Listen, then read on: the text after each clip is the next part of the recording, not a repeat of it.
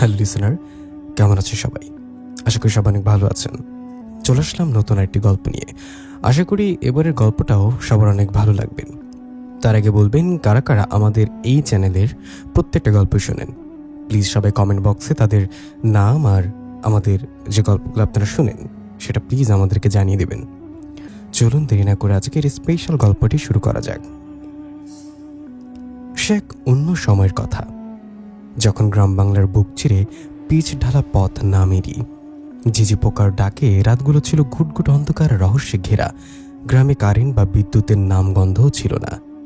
হারিকেনের টিমটিমে আলো আর উঠানের কোণে জ্বলা কপির ধোঁয়াই ছিল মানুষের ভরসা। মানুষ তখন তৃষ্ণা মেটাতো শ্যাওলাধরা টলটলে পুকুরের পানি পান করত। এই ছায়া সুনিবিড় গ্রামটির নাম বৌদ্ধগ্রাম। সেই গ্রামেই বাস করে আলাউদ্দিন। বয়সটা খুব বেশি না হলেও এলাকায় ওর নামডাক ছড়িয়ে পড়েছে। আলাউদ্দিনের দাদা ছিলেন ওই অঞ্চলের বাঘা কবিরাজ। লোকে বলতো জগৎ সংসারের এমন কোনো জিনভূত নেই যা তার নখের ডগায় নাচত না। দাদার মৃত্যুর পর সেই উত্তরাধিকার এসে বর্তেছে আলাউদ্দিনের ওপরে। আলাউদ্দিন মধ্যবর্তী ঘরের সন্তান। পৈতৃক ভিটা আর কিছু ধানের জমি দিয়ে দিনকাল ভালোই কাটছিল। কিন্তু রক্তে যার কবিরাজি খেলা করে সে কি আর শান্ত থাকতে পারে? তবে প্রথম দিকে আলাউদ্দিন ছিল একটু জেদি আর অহংকারী। সে তার অর্জিত বিদ্যা দিয়ে দুষ্ট জিন আর খারাপ জিন পরীদের বশ করত।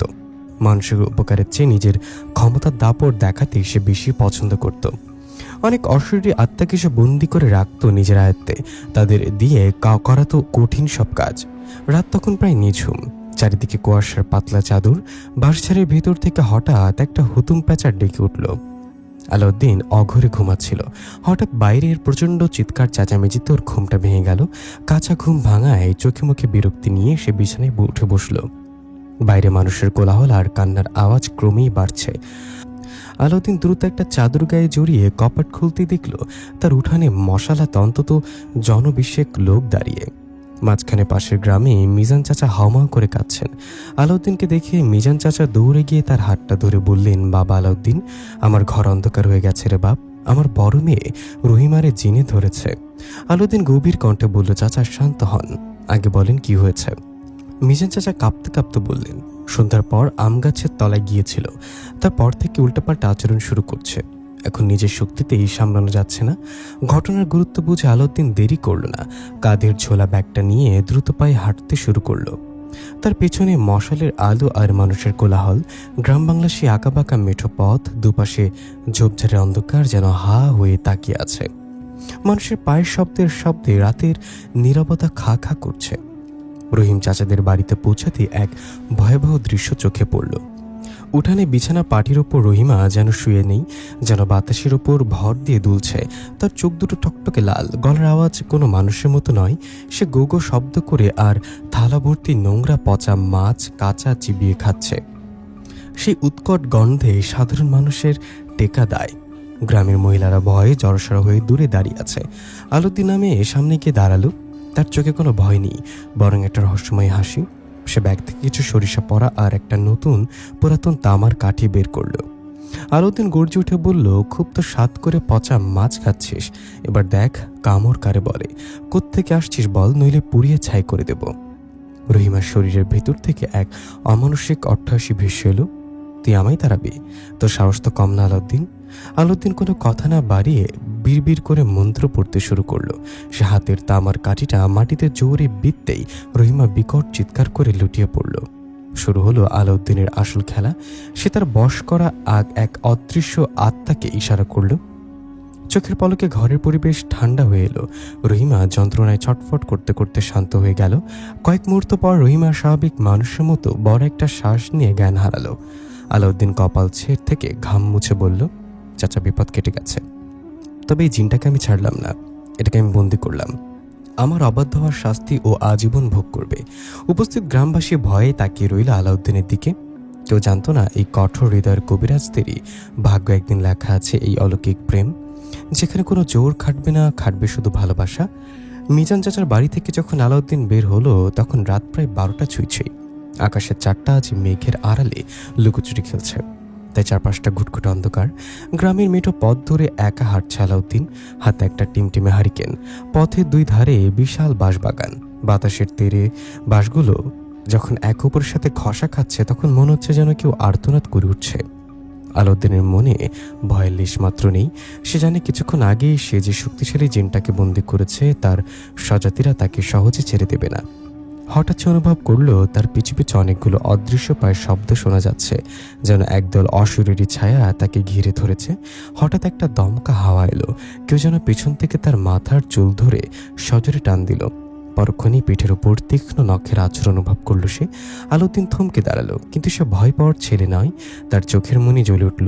সে গম্ভীর গলায় চারিদিকের অন্ধকারকে উদ্দেশ্য করে বলল, সীমা লঙ্ঘন করিস না। তোদের সর্দার এখন আমার কবজায়।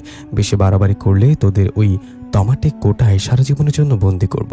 আলাউদ্দিনের কণ্ঠের তেজ আর আধ্যাত্মিক শক্তির দাপটে অদৃশ্য ছায়াগুলো একটু পিছিয়ে গেল। খিলখিল করে একটা বিকট হাসি বাঁশবাগানের গহিনে মিলিয়ে গেল। আলাউদ্দিন ভ্রুক্ষেপ না করে স্বাভাবিক ভঙ্গিতে হেঁটে নিজের বাড়ির উঠানে এসে পৌঁছালো। দরজায় টোকা দিতেই মা কপাট খুলে দিলেন। হারিকেনের আলোয় ছেলের ক্লান্ত মুখ দেখে মা চিন্তিত স্বরে বললেন, এত রাতে কোথায় গিয়েছিলে রে বাজান? রাত বিরাতে তোর এই কবিরাজি করবার আমার একদম ভালো লাগে না। ঘরে আয়, হাত মুখ ধুয়ে নে। আলাউদ্দিন মৃদু হেসে বলল, চিন্তা করো না মা, ওসব আমার সয়ে গেছে। মিজান চাচার মেয়েটা একটু বিপদে পড়েছিল, তাই যেতে হলো। মায়ের সাথে সামান্য কথাবার্তা বলে এক মগ পানি খেয়ে সে বিছানায় গাইলিয়ে দিল। তবে তার মনে এক অদ্ভুত উত্তেজনা। সে জানে তার শক্তিতে সবাই ভয় পায়, আর এই দম্ভটাই তাকে অন্ধ করে দিচ্ছে। সকাল হলো, পাখির কিচিরমিচির আর রোদের ঝিলিক জানলা দিয়ে এসে আলাউদ্দিনের চোখে পড়ল। রাতে এত ধকল যাওয়ার পরেও সে বেশ সতেজ। হাত মুখ ধুয়ে সে বের হলো গ্রামটা একবার চক্কর দিতে। বুদ্ধ গ্রামের মিঠো পথ দিয়ে হাঁটার সময় মানুষ তাকে সমীহ করে পথ ছেড়ে দিচ্ছে। কেউ কেউ কুশল বিনিময় করছে। আলাউদ্দিন লক্ষ্য করছিল কাল রাতের ঘটনার পর গ্রামে নতুন কোনো উপদ্রব হয়েছে কিনা। গ্রামের বড় বটতলার নিচে তার সমবয়সী কিছু বন্ধুর সাথে আড্ডায় বসল সে। যখন চা বিস্কুট আর গ্রামের গাল গল্পে আড্ডাটা বেশ জমে উঠেছে, ঠিক তখনই মাঝবয়সী এক ভদ্রলোক হন্তদন্ত হয়ে সেখানে হাজির হলেন। তার পরনে বেশ দামি পোশাক, দেখলেই বোঝা যায় তিনি শহরের মানুষ। ভদ্রলোক আলাউদ্দিনের সামনে এসে কাছুমাচু হয়ে দাঁড়ালেন, তার চোখে মুখে চরম আতঙ্ক। তিনি বললেন, বাবা, আপনি কি আলাউদ্দিন কবিরাজ? আমি ঢাকা থেকে আসছি। আমার বড় বিপদ। আমার ভাগ্নিটাকে গত 3 দিন ধরে কেউ সামলাতে পারছে না। ও নিজেকে শেষ করে দিচ্ছে। আপনি দয়া করে আমার সাথে একবার ঢাকা চলুন বাবা। আপনার যত টাকা লাগে আমি দেব। আলাউদ্দিন শান্তভাবে লোকটার দিকে তাকালো। তার মুখে কোনো ভাবান্তর নেই। সে একটা দীর্ঘশ্বাস ফেলে বলল, চাচা, শহর আমার ভালো লাগে না। ওখানে ইটের খাঁচায় আমার বিদ্যা কাজ করে না। আমি ঢাকার ওই গিঞ্জি এলাকায় যেতে পারবো না। লোকটি প্রায় কাঁদতে কাঁদতে বললেন, বাবা, এমন কথা বলবেন না। মেয়েটার প্রাণ প্রায় যায় যে অবস্থা। আলাউদ্দিন নিজের গামছাটা কাঁধে টেনে নিয়ে দৃঢ় কণ্ঠে বলল, শুনুন, আপনার ভাগ্নিকে বাঁচাতে চাইলে তাকে এই গ্রামে নিয়ে আসুন। বৌদ্ধগ্রামের মাটিতে পা রাখলে তবেই আমি তার চিকিৎসা করব, তার আগে নয়। আমি ঢাকা যাব না, এটাই আমার শেষ কথা। লোকটি হতাশ হয়ে দাঁড়িয়ে রইলেন। তিনি জানতেন না এই মেয়েটির সাথেই জড়িয়ে আছে এক গভীর রহস্য, যা আলাউদ্দিনের জীবনের মোড় ঘুরিয়ে দেবে। আলাউদ্দিনও জানত না এই জেটটাই তাকে এক অলৌকিক ভালোবাসার মুখোমুখি দাঁড় করাবে, যেখানে কোনো জিনের মন্ত্র কাজ করবে না, কাজ করবে শুধু হৃদয়ের টান। বন্ধুরা, আপনাদের কি মনে হয় শহরের সেই মেয়েটি কি হবে কবিরাজের পরিবউ, নাকি এখানে অন্য কোনো রহস্য লুকিয়ে আছে? আলাউদ্দিনের সাফ জবাব শুনে ঢাকার সে ভদ্রলোক আর দেরি করলেন না। নিরাশ হয়ে তিনি ঢাকায় ফিরলেন এবং বন্ধুলাভাইকে সব খুলে বললেন। সুরভির অবস্থা তখন খুব খারাপ। সে কখনো দেয়ালে মাথা ঘুরছে, আবার কখনো অমানসিক শক্তিতে লোহার শিকল ছিঁড়ে ফেলতে চাইছে। সুরভির মামা জোর দিয়ে বললেন, ওকে বৌদ্ধগ্রামের আলাউদ্দিন কবিরাজের কাছে নিতে হবে, নইলে মেয়েটাকে আর বাঁচানো যাবে না। কিন্তু যখনই তারা সুরভিকে গাড়িতে তোলার চেষ্টা করলো, তখনই ঘটল এক ভয়ঙ্কর কাণ্ড। সুরভির ফর্সা মুখটা মুহূর্তে কালো হয়ে গেল। চোখগুলো যেন আগুনের গোলার মতো জ্বলতে লাগলো। তার ভেতর থেকে এক গরুগম্ভীর পৈশাচিক কণ্ঠস্বর ভেসে এলো, খবরদার, একে যদি তোরা ওই অজপাড়া গায়ে নিয়ে যাওয়ার চেষ্টা করিস, তবে মাঝ রাস্তায় তোদের কলিজা ছিঁড়ে খাবো। তোদের সবার লাশ পড়ে থাকবে রাস্তার ধারে। সে কণ্ঠের দাপটে চারপাশ কেঁপে উঠল। কিন্তু ভাগ্নির মায়ের কাছে মৃত্যুর ভয় তুচ্ছ। তারা সুরভির রুমে মুখে রুমাল গুজে হাত পা শক্ত করে বেঁধে প্রায় জোর করেই গাড়িতে তুলল। পুরো রাস্তায় গাড়িটা যেন অদৃশ্য কোনো শক্তিতে দুলছিল। কিন্তু আল্লাহর নাম নিয়ে তারা শেষমেশ রাত 9টার দিকে বৌদ্ধগ্রামে আলাউদ্দিনের বাড়ির উঠানে এসে পৌঁছালো। আলাউদ্দিন তখন তার অন্ধকার ঘরে বসে কুপি জ্বালিয়ে পুরনো এক চামড়ার পুঁথি পড়ছিল। গাড়ি আসার শব্দ পেয়ে সে বাইরে বেরিয়ে এলো। সুরভিকে দেখা মাত্রই আলাউদ্দিনের বুকের ভেতরটা কেমন যেন ছ্যাদ করে উঠল। সে বুঝতে পারল এবার সে সাধারণ কোনো জিনের মুখোমুখি নয়। আলাউদ্দিন চোখ বন্ধ করে মনে মনে ডাকল তার অনুগত সেই জিন সম্রাটকে। এক পলকে এক অদৃশ্য অশরীরী ছায়া তার পাশে এসে দাঁড়ালো। আলাউদ্দিন মনে মনে আদেশ দিল, যাও দেখে এসো এই মেয়ের শরীরের ভেতরে কে আসন গেড়েছে। ওর তেজ তো আমার চেনা কোনো জিনের মতো নয়। কিছুক্ষণ পর জিন সম্রাট এক অদ্ভুত শীতল হাওয়ার মতো ফিরে এসে কাঁপতে কাঁপতে বলল, আলাউদ্দিন সাবধান, এ কোনো সাধারণ জিন নয়। এ হলো হিমালয়ের গুহার সেই প্রাচীন নরখাদক পিশাচ সম্রাট। ও রক্ত আর মানুষের মাংস ছাড়া কিছুই বোঝে না। ওর সাথে লড়াই করা আপনার জন্য খুব বিপজ্জনক হতে পারে। আলাউদ্দিনের জেদ আর অহংকার যেন আরও বেড়ে গেল। সে তাচ্ছিল্যের হাসি এসে বলল, নরখাদক হোক আর যাই হোক, আলাউদ্দিনের কাছে সম্ভব অসম্ভব বলে কিছু নেই। এই পৃথিবীতে আল্লাহর নামের চেয়ে শক্তিশালী আর কোনো মন্ত্র নেই। সে সুরভির মামাকে আদেশ দিল, ওকে নিয়ে আমার পাশের ওই অন্ধকার ঘরটাতে আসুন, বাইরে বাকিরা থাকুন। সুরভিকে যখন ঘরে আনা হলো তখন সে এক মরণ কামড় দেওয়ার মতো আক্রোশে কাঁপছিল। আলাউদ্দিন ঘরে ধনুচির জেলে চারপাশে ধোঁয়ার আচ্ছন্ন করে দিল। সে সুরভির চোখের দিকে তাকিয়ে কয়েকটা মন্ত্র পড়তেই সুরভি অট্টহাসি দিয়ে উঠল। কিরে পিচ্ছি কবিরাজ, আমার সাথে লড়বি তুই? বলে সুরভি এক ধাক্কায় তার হাতের বাঁধন ছিঁড়ে ফেলল। ঘরটা যেন লণ্ডভণ্ড হতে শুরু করলো। সুরভি এক হাত দিয়ে ঘরের কাঠের আলমারিটা ছুঁড়ে মারল। জানলার কাজগুলো চূর্ণ বিচূর্ণ হয়ে গেল। সে এমনভাবে গর্জন করছিল যে পুরো বাড়িটা থরথর করে কাঁপছিল। হঠাৎ সুরভি বাঘের মতো ঝাঁপিয়ে পড়ল আলাউদ্দিনের উপরে। তার ধারালো নখ দিয়ে আলাউদ্দিনের গলায় আঘাত করতে চাইল। আলাউদ্দিন এক চুল ব্যবধান সরে গিয়ে তার হাতের জাপমালা দিয়ে সুরভির কপালে এক জোর আঘাত করল। ঘর তখন ধ্বংসস্তূপ, আসবাবপত্র ভেঙে চুরমার। আলাউদ্দিন বুঝল সাধারণ বিদ্যায় একে কাবু করা যাবে না। সে তার জীবনের শ্রেষ্ঠ এবং শেষ গোপন বিদ্যা প্রয়োগ করার সিদ্ধান্ত নিল। সে নিজের আঙ্গুল চিরে এক ফোঁটা রক্ত আগুনের কুণ্ডলিতে ফেলল এবং এক প্রচণ্ড শক্তিশালী মন্ত্র উচ্চারণ করল। পুরো ঘরটা যেন এক তীব্র নীল আলোয় ভরে গেল। পিশাচ সম্রাট যন্ত্রণায় ছটফট করতে করতে সুরভির দেহ থেকে বেরিয়ে ধোয়ার মতো কুণ্ডলি পাকিয়ে এক ছোট্ট কাচের বয়ামে বন্দী হয়ে গেল। যাওয়ার শেষ মুহূর্তে পিশাচটা ঘর কাঁপিয়ে বলে গেল, আমাকে বন্দি করলে আলাউদ্দিন, মনে রাখিস আমার বোন তোকে কিছুতেই ছাড়বে না। সে যখন আসবে তখন তোর এই দম্ভ ধুলোয় মিশে দেবে। ঘর নিস্তব্ধ হয়ে গেল। সুরভি অজ্ঞান হয়ে মেঝেতে পড়ে রইল। আলাউদ্দিনের কপাল দিয়ে ঘাম আর রক্ত ঝরছে। আলাউদ্দিন তখন সুরভির মামাকে ডেকে বলল, বিপদ শেষ, আপনারা রাতটা এখানে থেকে সকালে ওকে নিয়ে ঢাকায় যেতে পারবেন। সুরভি সুস্থ হয়ে ওঠার পর তার মামা আর তার বাবা মা যেন নতুন জীবন ফিরে পেলেন। আলাউদ্দিনের হাত ধরে কৃতজ্ঞতা জানিয়ে তারা সুরভিকে নিয়ে ঢাকার পথে রওনা হলো। কিন্তু যাওয়ার আগে সেই নরখাদক পিশাচের শেষ কথাগুলো, আমার বোন তোকে ছাড়বে না, বাতাসে এক বিষাক্ত রেশ রেখে গেল। আলাউদ্দিন সে রাতে নিজের ভাঙা ঘরদয় গুছিয়ে একরাশ ক্লান্তি নিয়ে ঘুমিয়ে গেল। কিন্তু সে জানতো না এই ঘুম তার জীবনের সাধারণ কোনো ঘুম হবে না। গভীর রাতে আলাউদ্দিন নিজেকে এক অদ্ভুত মায়াবী জগতে আবিষ্কার করলো। সে দেখল সে কোনো এক অচেনা বিশাল বাগানে বসে আছে। চারিদিকে নাম না জানা হাজার হাজার ফুল ফুটে আছে, যেগুলোর ঘ্রাণে মাথা ঝিমঝিম করে ওঠে। বাগানের ওপর দিয়ে বয়ে যাচ্ছে হালকা হিমেল হাওয়া। আলাউদ্দিন দেখল তার হাতে একটা কাঠের কারুকাজ করা বাঁশি। সে কোনোদিন বাঁশি বাজাতে জানত না, অথচ আজ তার আঙ্গুলের জাদুতে এক অলৌকিক সুর বাঁশি থেকে বেরিয়ে আসছে। সেই সুর যেন বাতাসকে স্তব্ধ করে দিচ্ছে। আলাউদ্দিনের একটু দূরে পিঠে ফিরে একজন বসে আছে। তাকে দেখে বোঝা যাচ্ছে সে এক যুবতী নারী। তার পরনের লাল লেহেঙ্গাটা সবুজ ঘাসের উপরে ছড়িয়ে আছে যেন এক টুকরো আগুন। আলাউদ্দিনের ইচ্ছা হলো তার মুখটা দেখার, কিন্তু সুরের মোহে সে যেন আটকা পড়ে আছে। হঠাৎ আলাউদ্দিন বাঁশি সুর থামিয়ে দিল। এক মুহূর্তের নীরবতা, তারপর সে মায়াবী নারী ধীরে ধীরে মুখ ফেরালো। আলাউদ্দিনের চোখের পলক যেন আটকে গেল। সে জীবনে যত সুন্দরী কত সুন্দরী নারী দেখেছে, কিন্তু এ তো মানুষ নয়, এ যেন স্বর্গের কোনো অপ্সরা। মেয়েটির গায়ের রং কাঁচা হলুদের মতো ফর্সা, যেটা অন্ধকার বাগানেও আলো ছড়াচ্ছে। সারা শরীরে হীরা আর সোনার অলংকার ঝলমল করছে। পায়ের গোড়ালি পর্যন্ত লম্বা কুচকুচে কালো চুলগুলো রেশমের মতো বাতাসে উঠছে। তার মাথায় একটি সূক্ষ্ম কারুকাজের হীরের মুকুট, আর ঠোঁট দুটো যেন টকটকে লাল গোলাপের পাপড়ি। হাতে একটি ছোট্ট সোনার রাজদণ্ড। মেয়েটা এক মায়াবী মুচকে হাসিতে বলল, কেন তুমি বাঁশির সুর থামলে কবিরাজ? বাজন আরো কিছুক্ষণ। তোমার বাঁশির সুরে আমার প্রাণটা যে জুড়িয়ে যাচ্ছে, মনটা পাগল পাড়া হয়ে উঠেছে। তার এই সামান্য হাসিতে মনে হলো বাগানের সব কলি এক মুহূর্তে ফুল হয়ে ফুটল। চারপাশটা যেন এক স্বর্গীয় আলোর উদ্ভাসিত হয়ে গেল। মেয়েটি তখন শূন্যর দিকে তাকিয়ে বলল, সখীরা, তোরা কি দেখছিস? এই মানবী সুরকে তোদের আমার মতো মুগ্ধ করছে না? আলাউদ্দিন অবাক হয়ে থতমত খেয়ে গেল। সে ঢোক গিলে আমতা করে বলল, কে কে আপনি? আর আমি বা এখানে কেন? আমি তো জীবনে কখনো বাঁশি হাতে নিইনি।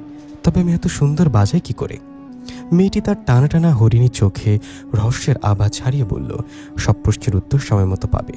তবে আজ শুধু এই সুরটুকুই থাক। এই বাগান, এই চাঁদ আর তোমার এই বাঁশি, এগুলো এখন সত্যি। আলাউদ্দিন ব্যাকুল হয়ে জিজ্ঞাসা করল, আপনার নামটা কি জানা যাবে? মেয়েটি উত্তর দিল না, শুধু হাসলো। তার সে হাসির শব্দে চারিদিকের আকাশ বাতাস যেন কাঁপতে শুরু করলো। হঠাৎ এক তীব্র আলোর ঝলকানিতে আলাউদ্দিনের চোখ ধাঁধিয়ে গেল। পরক্ষণে বড় একটা নিঃশ্বাস নিয়ে তার ঘুমটা ভেঙে গেল। আলাউদ্দিন ধরফরিয়ে বিছানায় উঠে বসলো, কপালে বিন্দু বিন্দু ঘাম। সে দেখল সকাল হয়ে গেছে। জানলা দিয়ে রোদ এসে তার চোখে পড়ছে, কিন্তু তার কানেও তখনও সে বাঁশি সুর আর ওই মেয়েটির মায়াবী হাসির শব্দ বাজছে। সে বুঝতে পারলো এটা কোনো সাধারণ শব্দ নয়। আলাউদ্দিন সাথে সাথে তার অনুগত জিন সম্রাটকে ডাকলো। মুহূর্তে ঘরের কোণে এক কুয়াশার মতো ধোয়া জমে জিন সম্রাট হাজির হলো। আলাউদ্দিন গভীর হয়ে বলল, আজ রাতে আমি যে স্বপ্ন দেখেছি তা কোনো সাধারণ স্বপ্ন নয়। আমি এক অপূর্ব সুন্দরী নারীকে দেখেছি, যার হাতে রাজদণ্ড ছিল। যাও, এখনই খুঁজে বের করো কে সে। অনুজগতে সে। আমার স্বপ্নে তার প্রবেশের সাহস হলো কি করে? জিন সম্রাট মাথা নিচু করে বিদায় নিল। কয়েক ঘন্টা পর সে ফিরে এলো, কিন্তু তার চেহারা দেখে মনে হলো সে খুব আতঙ্কিত। সে কাঁপতে কাঁপতে বলল, আলাউদ্দিন, আমাকে ক্ষমা করবেন। আমি অনেক খোঁজখবর নিয়েছি, কিন্তু ওই রূপবতী নারীর কোনো পরিচয় খুঁজে পেলাম না। আমার ক্ষমতা দিয়ে তার ছায়াটুকু ওর ছোঁয়া সম্ভব নয়। সে এমন এক জগতের পরী রানী, যেখানে আমার মতো জিনেদের প্রবেশাধিকার নেই। আলাউদ্দিন স্তব্ধ হয়ে গেল। যে জিন সম্রাট ভয়ঙ্কর সব জিন পরীদের খবর মুহূর্তে এনে দেয়, সে আজ হার মানল। তার মানে কি পিশাচের সেই বনি এই রহস্যময় নারী, যার রূপের কাছে তাকে তার কবিরাজ বিদ্যা আজ ফিকে হয়ে আসছে? সারাটা দিন আলাউদ্দিনের ঘরের মধ্যে দিয়ে কেটে গেল। সে শুধু একটা কথাই ভাবতে লাগলো, সেই নারীটিকে।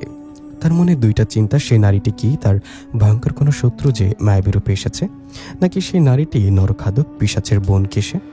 তার সাথে থাকা এত শক্তিশালী জিন সম্রাট হয়েও সে নারীর খোঁজ আনতে পারল না। দিন পেরিয়ে সন্ধ্যা হলো। আলাউদ্দিন তার বারান্দায় বসে এক মনে চিন্তা করছিল সে নারীটির কথা। ঠিক তখনই তার পাশের বাড়ির মালিনা চাচি দৌড়ে এসে আলাউদ্দিনের হাতটা ধরে বলল, বাবা, তুমি এক্ষুনি আমার সাথে চলো, আমার ছেলেটা জানে কি হয়েছে। মালিনা চাচির কথা শুনে আলাউদ্দিন দৌড়ে তার বাড়িতে গেল। গিয়ে দেখে তার ছেলেটা অনেক লম্বা একটা তাল গাছের আগায় বসে আছে। আলাউদ্দিন অনেক চেষ্টা করেও তাকে তাল গাছের আগা থেকে নামাতে পারছে না। হঠাৎ করে আলাউদ্দিনের নাকে সেই মিষ্টি সুগন্ধি ঘ্রাণ ভেসে আসলো, যা সে গত রাতে সেই বাগানে পেয়েছিল। বাতাসের গতি যেন বাড়তে লাগলো। কেউ একজন আলাউদ্দিনের কানে ফিসফিস করে বলল, সাহায্য লাগবে নাকি কবিরাজ? আলাউদ্দিন কিছুই বুঝতে পারছে না। সে শুধু বলছে, কে তুমি? আমার সামনে আসো, এই সুগন্ধি তো আমার চেনা। বাতাসের ফিসফিসানিতে আলাউদ্দিন শুনতে পেল কে যেন মিষ্টি সুরে বলছে, আমি যে হই, সাহায্য লাগবে কিনা সেটা বল। কেউ কিছু বুঝতে পারলো না। আলাউদ্দিন চুপে চুপে বলল, হ্যাঁ, সাহায্য লাগবে, একটু সাহায্য কর। তখনই হঠাৎ করে বাতাসের গতি অনেক বাড়তে লাগলো। গ্রামবাসীরা কিছু দেখতে পাচ্ছিল না, এত বাতাস ছিল। ঠিক তখনই হঠাৎ করে তালগাছটা ব্যাক হয়ে নিচের দিকে নেমে আসলো। মালিনা চাচির ছেলেটা যখন তালগাছ থেকে নামলো, তখন সে আর আগের মানুষ নেই। সে থরথর করে কাঁপতে কাঁপতে আলাউদ্দিনের ডান পাশে শূন্য বাতাসের দিকে তাকিয়ে ক্ষমা চেয়ে পালিয়ে গেল। গ্রামের মানুষ ধন্য ধন্য করে উঠল, কিন্তু আলাউদ্দিন জানতো আজ সে নিজে কিছু করেনি। তার জায়গায় কাজ করেছে এক অদৃশ্য মায়া। আলাউদ্দিন যখন বাড়ির পথে হাঁটা শুরু করলো, তখন এক অদ্ভুত কাণ্ড ঘটল। সে অনুভব করলো তার ঠিক পাশ দিয়ে কেউ একজন হাঁটছে। তার গায়ের সেই মাতাল করার সুগন্ধটা আলাউদ্দিনের নাকে বারবার আসছে। হঠাৎ সেই মিষ্টি কণ্ঠের ফিসফিসানি ভেসে এলো, কি কবিরা সাহেব, আপনার দম্বাজ কোথায় গেল? আমার সাহায্য ছাড়া ওই পিশাচকে তো নামাতে পারতেন না। আলাউদ্দিন থমকে দাঁড়ালো। চারিদিকে কেউ নেই, শুধু মেঠো পথের ধুলো উঠছে। সে অস্থির হয়ে বলল, আপনি কে? কেন আমার পিছু নিয়েছেন? দয়া করে আমার সামনে আসুন। আড়াল থেকে কথা বলা কোনো বীরের কাজ নয়।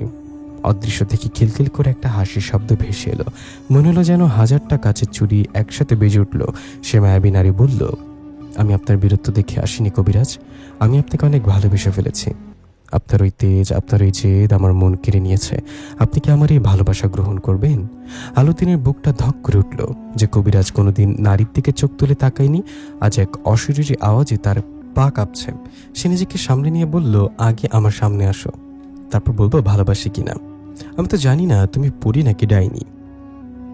পরিচালনা আমি অনেক দেখেছি, আমাকে ধোঁকা দেওয়া সহজ নয়। কথা শুনে বাতাস একটা চনমনে ভাব খেলে গেল। পরীটা যেন একটু অভিমানী সুরে বলল, এত সাহস আপনার? আমি ডাইনি কিনা সেটা নিজ চোখে দেখে নেবেন। ঠিক আছে কবিরাজ সাহেব, আজ রাত 12টার সময় গ্রামের ওই পুরনো পুকুর ঘাটে আসবেন। আমি সেখানে আপনার জন্য অপেক্ষা করব। যদি হিম্মত থাকে তবে আসবেন। আলাউদ্দিন কিছু বলার আগে সুগন্ধটা মিলে গেল। চারপাশ আবার আগের মতো নিস্তব্ধ। আলাউদ্দিন দ্রুত পায়ে বাড়িতে ফিরল, কিন্তু তার মনের ভেতর ঝড় বয়ে যাচ্ছে। সময়টা যেন আর কাটতেই চায় না। মা খেতে ডাকলেন, কিন্তু আলাউদ্দিনের মুখে খাবার রুচে না। সে শুধু জানলার দিকে তাকিয়ে আকাশের দিকে চেয়ে আছে, কখন রাত 12টা বাজবে। বৌদ্ধ গ্রামের আকাশটা গভীর অন্ধকার হলো। বাঁশঝাড়ের ছায়াগুলো উঠানে অদ্ভুত সব নকশা তৈরি করছে। আলাউদ্দিন তার বিছানায় ছটফট করছে। যে মানুষটা এতদিন জিনপরীকে বন্দি করে নিজের গোলাম বানিয়ে রাখত, সে আজ নিজে এই পরীর মায়ের কয়েদি হয়ে গেছে। তার মনে বারবার একটা প্রশ্ন ঘুরছে, কে নারী? সে কি সত্যি তাকে ভালোবাসে, নাকি এটা পিশাচ সম্রাটের কোন নতুন চাল? রাত যত গভীর হচ্ছে, আলাউদ্দিনের হৃদস্পন্দন তত বাড়ছে। তার মনে হচ্ছে আজকের এই রাত 12টা তার জীবনের সব হিসাব নিকাশ পাল্টে দেবে। ঘড়ির কাঁটা নেই, কিন্তু বাতাসের ঝাপটা বলে দিচ্ছে সময় ঘনিয়ে আসছে। আলাউদ্দিন উঠে দাঁড়ালো। তার ঝোলা ব্যাগটা আজ নিল না। আজ সে কবিরাজ হয়ে নয়, আজ সে এক সাধারণ প্রেমিক হয়ে পুকুর ঘাটের দিকে রওনা হলো। রাত তখন গভীর। বৌদ্ধগ্রামের চারপাশ নিঝুম অন্ধকারে ডুবে আছে। মাঝে মাঝে শুধু ঝিঝি পোকার ডাক, আর দূরে কোন এক ভয়ঙ্কর আওয়াজ রাতের নিস্তব্ধতা ভাঙছে। গ্রামের মানুষ তাকে অঘরে ঘুমাচ্ছে, কিন্তু আলাউদ্দিনের চোখে এক ফোঁটা ঘুম নেই। তার বুকের ভেতরটা যেন কামড়ের হাঁপড়ের মতো ধুকপুক করছে। আর সে তার তিলক কপাটি বা কোনো মন্ত্রের জোর নিয়ে বের হয়নি, আর সে চলেছে এক অজানা মোহের টানে। আলাউদ্দিন যখন বাড়ির পেছনে মেঠো পথ ধরে পুকুরের ঘাটের দিকে হাঁটা শুরু করলো, তখন কুয়াশার পাতলা চাদর সারা গ্রামকে ঘিরে ধরেছে। পুরনো পুকুর ঘাটটা গ্রাম থেকে একটু দূরে। চারিদিকে বড় বড় বট আর শ্যাওলা গাছের জঙ্গল। লোকে বলে ওদিকে রাতে জিনের আসর বসে, কিন্তু আজ আলাউদ্দিনের মনে কোনো ভয় নেই। তার মনে শুধু সে মায়াবী কণ্ঠের গুঞ্জন। পুকুর ঘাটে পৌঁছাতে আলাউদ্দিন থমকে দাঁড়ালো। কি অপরূপ সেই দৃশ্য! দিনের বেলা সেই শ্যাওলা ধরা জরাজীর্ণ পুকুর ঘাট যেন আজ মায়াবী কোনো রাজপ্রাসাদের রূপ ধরেছে। ঘাটের চারধারে নীল রঙের হাজারো জোনাকি জ্বলছে, যা আগে কোনোদিন দেখেনি সে। আর সেই টলটলে পুকুরের পানি মাঝখানে ফুটে আছে বিশাল এক রক্তজবা পদ্ম, যা থেকে এক আশ্চর্য আলো বিচ্ছুরিত হচ্ছে। হঠাৎ সেই মাতাল করা সুগন্ধটা আবার তীব্র হয়ে উঠল। আলাউদ্দিন দেখল ঘাটের একদম শেষ সিঁড়িতে পানির উপরে পা ঝুলিয়ে বসে আছে এক নারী। তার পরনের লাল লেহেঙ্গাটা পানির উপর ছড়িয়ে আছে, আর পানির স্পর্শে তার পায়ের সোনার মলগুলো থেকে টুংটাং মিষ্টি আওয়াজ আসছে। তার দীর্ঘ রেশমি চুলগুলো পিঠ বেয়ে কোমর ছড়িয়ে পানিতে ভাসছে। আলাউদ্দিন কয়েক পা এগিয়ে গিয়ে খুব সাবধানে ডাকলো, আপনি কি এসেছেন? মেয়েটি ধীরে ধীরে উঠে দাঁড়ালো। তারপর বাতাসের গতিতে আলাউদ্দিনের দিকে ঘুরে তাকালো। হারিকেনের টিমটিমে আলো, চাঁদের জ্যোৎস্না, কোনো কিছুরই প্রয়োজন নেই তাকে দেখার জন্য। তার নিজের শরীর থেকে এক স্নিগ্ধ নোরানি আলো বেরোচ্ছে। আলাউদ্দিনের মনে হলো তার হৃদস্পন্দন এক মুহূর্তের জন্য থমকে গেছে। স্বপ্নে দেখা সেই মুখটাই আজ বাস্তবে তার সামনে। সেই টানা টানা হরিণী চোখ, সে ডালিমের দানার মতো ঠোঁট, আর কপালে হীরের মুকুটের রাজকীয় দ্যুতি। মেয়েটি মায়াবী হেসে বলল, ভয় পাচ্ছেন কবিরাজ সাহেব? নাকি বিশ্বাস হচ্ছে না যে আপনার সামনে কোনো ডাইনি নয়, এক পরী দাঁড়িয়ে আছে? আলাউদ্দিন মুগ্ধ হয়ে চেয়ে থেকে বলল, আমি বিশ্বাস করতে পারছি না। আপনি এত সুন্দর, কিন্তু কেন কেন আমার মতো এক সাধারণ মানুষের জন্য আপনি 7 আসমান ছেড়ে এই পুকুর ঘাটে এসে বসলেন? মেয়েটি এক ধাপ এগিয়ে এলো। তার গায়ের অলঙ্কারের ঝংকার আলাউদ্দিনের কানকে মোহবিষ্ট করে ফেলল। সে ধীর গলায় বলল, ভালোবাসার কোনো কেন নেই কবিরাজ। আমি আপনাকে সেই দিন থেকে চিনি যেদিন আপনি প্রথম আপনার দাদুর সেই পুরনো পুঁতি হাতে নিয়েছিলেন। আপনার সাহস, আপনার বীরত্ব আমাকে মুগ্ধ করেছিল, কিন্তু আপনার ওই অহংকারটাই ছিল আমার পথের কাঁটা। তাই আজ আপনাকে হার মানাতে আমার সামনে আসতে হলো। আলাউদ্দিনের গলার স্বরে বুঝে এলো। সে বলল, আমি তো আপনার নামটাও জানি না। পরীর ঠোঁটে এক দুষ্ট মিষ্টি ভরা হাসি ফুটে উঠল। সে বলল, আমার নাম কথা। আমি কোহেফ কাফ নগরের শাহজাদি। কথার নামে সেই পরী আলাউদ্দিনের চোখের দিকে তাকিয়ে বলল, এখন বলুন কবিরাজ সাহেব, আপনি কি আমার এই ভালোবাসা কবুল করবেন? মনে রাখবেন, আমার হাত ধরা মানে এক অনন্ত রহস্যের পথে পা বাড়ানো, যে পথে সুখ আছে কিন্তু বিপদও কম নয়। আলাউদ্দিন এক মুহূর্ত ভাবল, সে জানতো না পিশাচ সম্রাটের সেই হুমকি আর এই পৃথিবীর প্রেম সব মিলিয়ে তার জীবনটা এক গোলক ধাঁধে ঢুকে যাচ্ছে। কিন্তু এই মায়াবী চোখগুলো, মায়ের কাছে সে আজ বড় অসহায়। আলাউদ্দিন সাহস করে পরীর হাতটা ধরার জন্য হাত বাড়ালো। যে মুহূর্তে তার আঙ্গুল কথার বরফ শীতল কোমল হাতে স্পর্শ করলো, ঠিক তখনই পুরো পুকুরের পানি যেন একসাথে গর্জে উঠল। আকাশ থেকে একটা প্রচণ্ড বজ্রপাত হলো।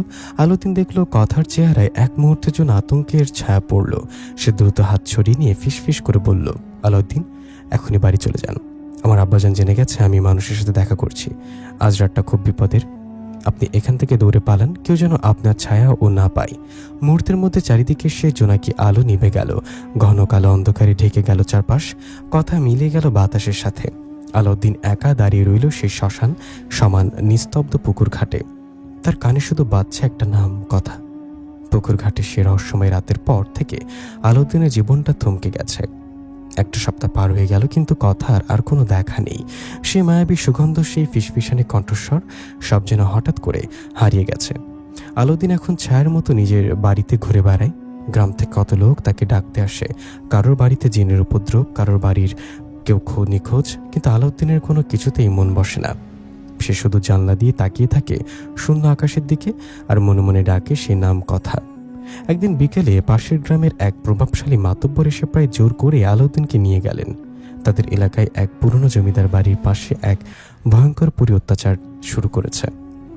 যে সেখানে যাচ্ছে সে রক্তবমি করে মারা যাচ্ছে। আলাউদ্দিন অনিচ্ছা সত্ত্বেও সেখানে গেল। জমিদার বাড়ির ভাঙা দালানে পা রাখতেই এক পচা লাশের গন্ধ আলাউদ্দিনের নাকে এলো। হঠাৎ বাতাস ভারী হয়ে উঠল ও সামনে এসে দাঁড়ালো অপরূপ সুন্দরী ও ভয়ঙ্করী এক পরী। ও চোখগুলো আগুনের মতো জ্বলছে। এই প্রথম আলাউদ্দিন বুঝতে পারল সে জীবনের সব থেকে বড় বিপদের মুখোমুখি। তার কোনো মন্ত্রই এই পরীর উপর কাজ করছে না। পরীটা খিলখিল করে হেসে উঠল, আলাউদ্দিন, তুই আমার ভাইকে বন্দি করেছিস, আজ তোকে ছিঁড়ে খাবো আমি। আমার নাম মোহিনী, সে নরখাদক পিশাচের বোন। তোর মরণ আজ আমার হাতেই লেখা। মোহিনী তার লম্বা নখওয়ালা হাত দিয়ে আলাউদ্দিনের টুটি চেপে ধরল। আলাউদ্দিনের দম বন্ধ হয়ে আসছে, চারপাশ ঝাপসা হয়ে যাচ্ছে। ঠিক তখনই এক অলৌকিক আলোয় পুরো দালানটা সাদা হয়ে গেল। মোহিনী যন্ত্রণায় আর্তনাদ করে আলাউদ্দিনকে ছেড়ে দিল। আলাউদ্দিন ঝাপসা চোখে দেখল শূন্যে ভেসে আছে তার সেই প্রাণের প্রিয়া পরী রানী, কথা। তার হাতে সেই সোনার রাজদণ্ড, যেখান থেকে আগুনের মতো আলো ঠিকরে বের হচ্ছে। গ্রামের অন্য মানুষগুলো মোহিনীকে দেখলেও কথাকে দেখতে পাচ্ছিল না। তারা শুধু দেখছিল আলাউদ্দিন অদ্ভুতভাবে বেঁচে গেল। মোহিনীকে কথাকে চিনতে পেরে ভয় থরথর করে কাঁপতে লাগলো। সে কুকুরে গিয়ে বলল, শাহজাদি, আমাকে ক্ষমা করুন। আমি জানতাম না এই মানুষটা আপনার নজরে আছে। আমি আর ওকে বিরক্ত করব না, আমাকে যেতে দিন। কথার চোখ দুটো লাল হয়ে রইল। সে গম্ভীর কণ্ঠে বলল, যে হাত আলাউদ্দিনের গায়ে স্পর্শ করেছে সে হাতের আর বেঁচে থাকার অধিকার নেই। তুই সীমা লঙ্ঘন করেছিস মোহিনী। কথা তার রাজতন্ত্র থেকে এক তীব্র নীল রশ্মি মোহিনীর দিকে ছুড়ে দিল। মুহূর্তের মধ্যে মোহিনী আর্তনাদ করে ছাই হয়ে গেল। গ্রামবাসীরা ভাবল আলাউদ্দিনের শক্তিতেই সব হয়েছে, কিন্তু আলাউদ্দিন দেখল কথা ধীরে ধীরে মাটির ওপরে নেমে এলো। কথা আলাউদ্দিনের চোখের পানি মুছে দিয়ে ফিসফিস করে বলল, অনেক হয়েছে কবিরাজি, আজ তোমাকে আমার রাজপ্রাসাদ দেখাবো। কথা তার মায়াবী চাদর দিয়ে আলাউদ্দিনকে জড়িয়ে ধরল। এক পলকে আলাউদ্দিন অনুভব করল সে মাটি ছেড়ে অনেক উঁচুতে ভেসে যাচ্ছে। মেঘের পাহাড় পার হয়ে সে পৌঁছে গেল এক অন্য জগতে। কোহেকাফ নগরীর সে জাদুকরী রাজপ্রাসাদে। চারিদিকে হীরা জহরত আর কাচের দেয়াল, রূপার ঝর্ণা থেকে ঝরছে অমৃত। আলাউদ্দিন যেন এক মায়ের সাগরে হারিয়ে গেল। এরপর থেকে শুরু হলো তাদের গোপন মিলন। প্রতিদিন আলাউদ্দিন তার কবিরাজ কাঠের কাজের ফাঁকে মনে টানে চলে যায় পরীদের রাজ্যে। আর কথা কখনো কখনো গভীর রাতে পৃথিবীর সে পুকুর ঘাটে নেমে আসে। তাদের প্রেম যেন দিনকে দিন আরো গভীর হতে লাগলো। আলাউদ্দিন এখন শুধু একজন কবিরাজ নয়, সে এক পরীর মায়ায় নিজের জীবনকে জড়িয়ে ফেলেছে। কিন্তু সুখের দিন বুঝি বেশি দিন সয় না। একদিন যখন তারা রাজপ্রাসাদের বাগানে বসে গল্প করছিল, তখন হঠাৎ আকাশ কালো হয়ে এলো। চারিদিক থেকে রণভেরি বেজে উঠল। কথা চেহারা ফ্যাকাশে হয়ে গেল। সে কাঁপতে কাঁপতে বলল, সর্বনাশ হয়ে গেছে আলাউদ্দিন। আব্বাজান, সম্রাট জবায়েত সব জেনে গেছে। আমার গুপ্তচর খবর দিয়েছে, তিনি সৈন্য নিয়ে আমাদের দিকে আসছেন। কথা দ্রুত আলাউদ্দিনের হাত ধরে পৃথিবীর সীমানায় পৌঁছে দিল। সে চোখের জল মুছে বলল, আলাউদ্দিন, আজ বোধ হয় আমাদের শেষ দেখা। আব্বাজান, মানুষের সাথে পরীর এই প্রেম কিছুতেই মেনে নেবেন না। তুমি পালাও, আমার জন্য আর অপেক্ষা করো না। কথা বিদায় নিয়ে চোখের পলকে মিলে গেল। আলাউদ্দিন একা দাঁড়িয়ে রইল অন্ধকার মিঠো পথে। তার পৃথিবীটা যেন এক নিমেষে শূন্য হয়ে গেল। কথা বিদায় নেওয়ার কিছুক্ষণ পরই বৌদ্ধ গ্রামের আকাশ যেন ভেঙে পড়ল। কোনো মেঘ নেই, বৃষ্টি নেই, অথচ প্রচণ্ড বজ্রশব্দে বজ্রপাত হতে লাগলো। হঠাৎ এক বিশালাকার ঘূর্ণি বায়ু আলাউদ্দিনকে চারপাশ থেকে ঘিরে ফেলল। আলাউদ্দিন কিছু বুঝে ওঠার আগেই নিজেকে আবিষ্কার করল কোহেফাহ নগরীর সেই বিশাল রাজদরবারে। চারপাশে সারিবদ্ধভাবে দাঁড়িয়ে আছে হাজার হাজার জিন সৈন্য, যাদের হাতে আগুনের ঢাল আর তলোয়ার। মাঝখানে উঁচুতে হীরা জহরত খচিত সিংহাসনে বসে আছেন সম্রাট জবায়েত। তার দুপাশে বসে আছে আরো অনেক বয়োজ্যেষ্ঠ জিন মোড়লরা, আর একপাশে মাথা নিচু করে দাঁড়িয়ে আছে শাহজাদি কথা। সম্রাট জোবায়েত গগন বিদারী কণ্ঠে গর্জে উঠলেন, এই সেই সাধারণ মানব যে আমার মেয়ের মাথা খেয়েছে, যার জন্য আমার শাহজাদি আকাশ থেকে মাটিতে নেমে যায়। আলাউদ্দিন সোজা হয়ে দাঁড়ালো। তার চোখে আজ আর ভয় নেই, আছে শুধু কথার জন্য অগাধ প্রেম।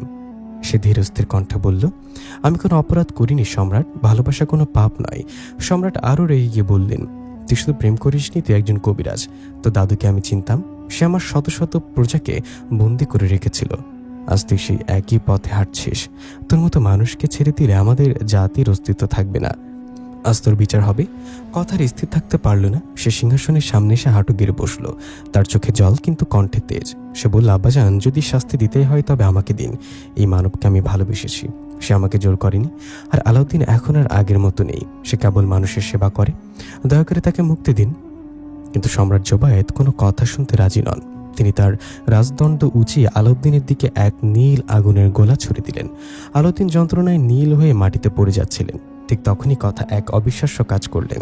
সে বিদ্যুৎ বেগে আলাউদ্দিনের সামনে গিয়ে দাঁড়ালো এবং নিজের মায়াবী তলার বের করে সকালের আগুনের গোলা প্রতিহত করল। কথা তার বাবার চোখের দিকে তাকিয়ে তলার উঁচিয়ে বলল, খবরদার আব্বাজান, আজ যদি আলাউদ্দিনের শরীরে আর একটা আঁচড়ও লাগে তবে আমি বলে যাব যে আপনি আমার পিতা। এই রাজপ্রাসাদ আমি আজই ধ্বংস করে দেব যদি আমার ভালোবাসার কোনো ক্ষতি হয়। পুরো দরবার নিস্তব্ধ হয়ে গেল। শাহজাদি তার পিতার বিরুদ্ধে তলোয়ার ধরেছে। এ ঘটনা কৈফাহের ইতিহাসে বিরল। সম্রাট জোবায়েত কিছুক্ষণ স্তব্ধ হয়ে মেয়ের চোখের দিকে তাকিয়ে রইলেন। তিনি বুঝতে পারলেন এই ভালোবাসার শেকড় অনেক গভীরে। হঠাৎ সম্রাটের চেহারার কঠোরতা মুছে গিয়ে এক রহস্যময় হাসি ফুটে উঠল। তিনি বললেন, ঠিক আছে মা, শান্ত হ। তোর বীরত্বের ভালোবাসা দেখে আমি মুগ্ধ। যা আমি তোদের সম্পর্ক মেনে নিলাম। আলাউদ্দিনকেও আর বন্দি থাকতে হবে না।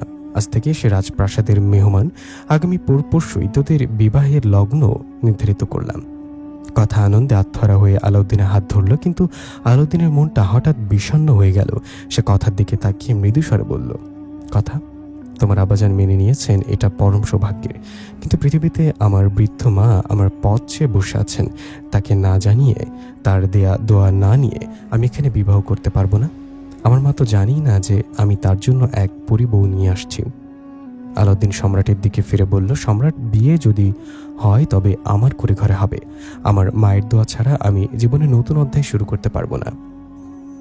সম্রাট জবায়েত তার শয়তানি হাসিটা আড়াল করে মাথা নাড়লেন। বেশ, তাই হবে। মানবদের নিয়ম তো আলাদা, তবে মনে রাখিস কবিরাজ, এই বিবাহের পথ কিন্তু সহজ হবে না।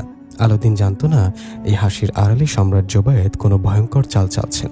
কথার বাবা কি সত্যি মেনে নিয়েছেন, নাকি বৌদ্ধগ্রামে বিবাহের দিন বড় কোনো বিপর্যয় অপেক্ষা করছে?